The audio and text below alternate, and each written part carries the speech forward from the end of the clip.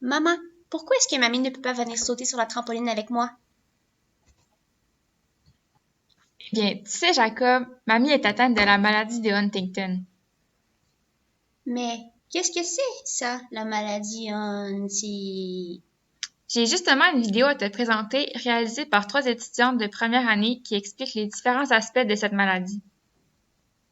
N'oublie pas qu'il s'agit d'un travail étudiant et n'est pas constitué de conseils médicaux ni professionnels.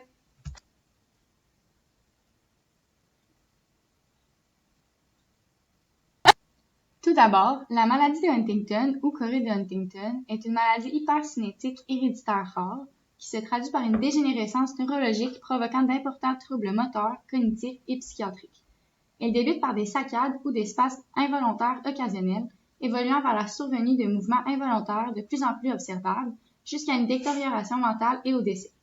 Plus précisément, la partie du cerveau qui permet de coordonner et d'harmoniser les mouvements se dégrade. Les mouvements deviennent saccadés et non coordonnés, et la fonction cognitive, y compris la maîtrise de soi et de la mémoire, se détériore. La chorée de Huntington touche autant les hommes que les femmes et elle affecte de 1 à 10 personnes sur 100 000. L'incidence varie légèrement selon les régions du monde. Les symptômes apparaissent le plus souvent entre l'âge de 35 et 50 ans, mais ils peuvent se présenter plus rarement sous une forme précoce avec l'apparition de premiers symptômes entre 15 et 25 ans. Les personnes atteintes de la maladie de Huntington en décèdent généralement 20 ans après le diagnostic. La maladie de Huntington est causée par une dégénérescence progressive de certaines parties des noyaux basaux. Les noyaux basaux sont des groupes de cellules nerveuses situées en profondeur, à la base du cerveau, qui coordonnent et harmonisent les mouvements. Plus précisément, ils permettent d'harmoniser les mouvements musculaires, de supprimer les mouvements involontaires et de coordonner les changements de posture. Ils sont composés de 5 éléments distincts, les noyaux subthalamiques, la substance noire, le globus pallidus et le striatum, qui est formé du noyau codé et du putamen. Ces structures sont particulièrement touchées par la maladie. Ces composantes ont toute leur importance et un rôle qui leur est propre, mais nous nous intéresserons au striatum, la partie des noyaux basaux qui subit la dégénérescence. Les structures du striatum reçoivent les informations de l'ensemble du cortex et d'autres noyaux et communiquent avec le cortex prémoteur et le cortex préfrontal. Le striatum et le cortex sont étroitement liés. En effet, le cortex envoie des milliers de connexions vers le striatum. Cette connexion ne se fait pas dans les deux sens. Le striatum envoie ses propres connexions ailleurs dans le cerveau. Donc, une atrophie du noyau codé et du putamen limite et diminue les connexions du cerveau. Cependant, la cause de cette dégénérescence est encore inconnue. En 1983, une équipe de chercheurs américains a découvert la localisation du gène responsable de la maladie sur le bras court du chromosome 4. 10 ans plus tard, en 1993, le gène, nommé gène HD, ainsi que sa mutation sont identifiés par le Huntington Disease Collaborative Research Group. La mutation en question consiste en une instabilité d'une répétition trinucléotidique dans la séquence génétique. Le gène HD intervient dans la production de la protéine Huntingtin. Celle-ci a son importance dans le développement de la maladie, mais elle conserve un rôle encore incertain dans le fonctionnement normal du cerveau aux yeux des chercheurs. Le gène est dominant, ce qui signifie que les enfants d'une personne atteinte de la maladie ont une chance sur 2 de la développer. On qualifie la maladie comme étant à pénétrance complète, signifiant qu'une personne porteuse de la mutation génétique développera automatiquement la maladie de Huntington. La forme juvénile de la maladie touche approximativement 10% des sujets atteints de la chorée de Huntington. Les symptômes, qui apparaissent durant l'enfance ou l'adolescence, diffèrent légèrement de ceux liés à la forme tardive, ce qui rend le diagnostic plus complexe.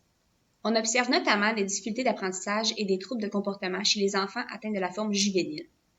On peut aussi observer des mouvements effectués avec lenteur et rigidité, et certains peuvent souffrir de convulsions et de crises d'épilepsie. La forme tardive, qui est la forme la plus commune, est celle qui sera davantage approfondie dans la suite de la présentation. Il existe une grande variété de symptômes et chaque individu ne les présente pas forcément tous ni au même degré. Par ailleurs, les symptômes varient selon le stade de la maladie. Les principaux symptômes physiques sont la perte de poids, les mouvements involontaires, la diminution de la coordination, une difficulté à la marche, à parler et à avaler. Les symptômes cognitifs sont caractérisés par une difficulté à se concentrer, à prendre des décisions et à planifier, par des troubles de mémoire et par un manque de perspicacité. Des bouleversements au niveau émotif peuvent être observés, tels que la dépression, l'apathie, l'irritabilité, l'anxiété et les comportements obsessifs. Il est possible de diviser l'évolution de la maladie en 3 stades. Au premier stade, les personnes atteintes sont capables de fonctionner et de s'adonner à leurs occupations normalement. Les premiers symptômes de la maladie de Huntington sont souvent accompagnés de troubles cognitifs peu prononcés. La personne atteinte éprouvera certaines difficultés à coordonner ses activités quotidiennes ou à s'adapter à de nouvelles situations. L'attention, la mémoire et la capacité à prendre des décisions peuvent être altérées et la personne peut paraître plus irritable. Au stade intermédiaire, les personnes atteintes sont toujours en mesure de s'acquitter de leurs tâches habituelles. Par contre, on observe une plus grande difficulté quant à leur rendement occupationnel. À mesure que la maladie progresse, les symptômes s'empirent. Les symptômes initiaux deviennent plus prononcés. On observera plus de difficultés dans la mobilité, le langage et la déglutition. Au stade avancé, on constate que les mouvements involontaires se font plus rares et que les membres se réduisent davantage. Les personnes atteintes ne sont alors plus en mesure d'accomplir les activités de la vie quotidienne et ont généralement besoin de personnel hospitalier en tout temps. La mort survient habituellement 15 à 25 ans après l'apparition de la maladie.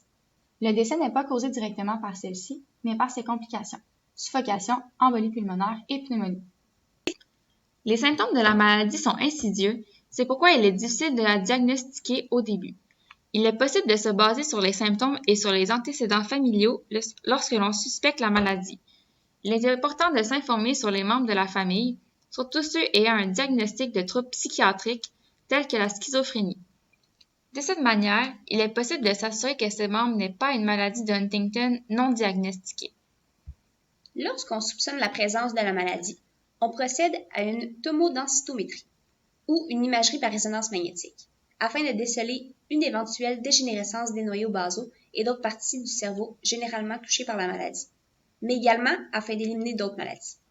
Parfois, les médecins utilisent une scintigraphie cérébrale afin de découvrir si les parties spécifiques du cerveau, principalement le noyau codé et le putamen, fonctionnent efficacement.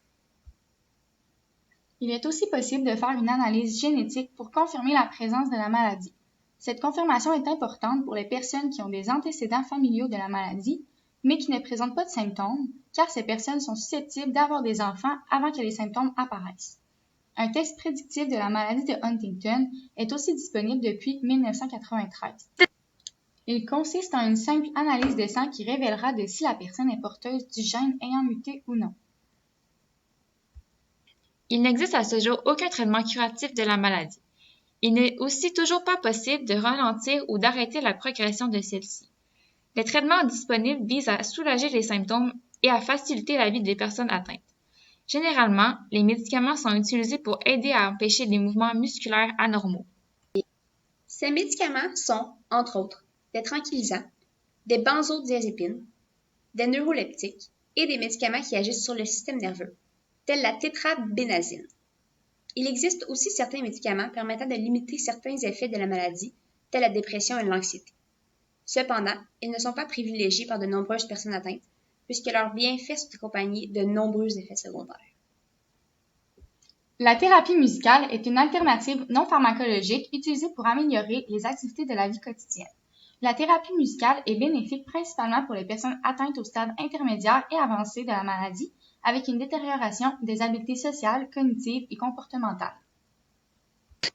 Plusieurs recherches ont lieu actuellement partout autour du globe afin de limiter les impacts de cette maladie et, idéalement, lui trouver un remède. Dans plusieurs pays, on semble miser sur la thérapie génétique et les médicaments neuroprotecteurs.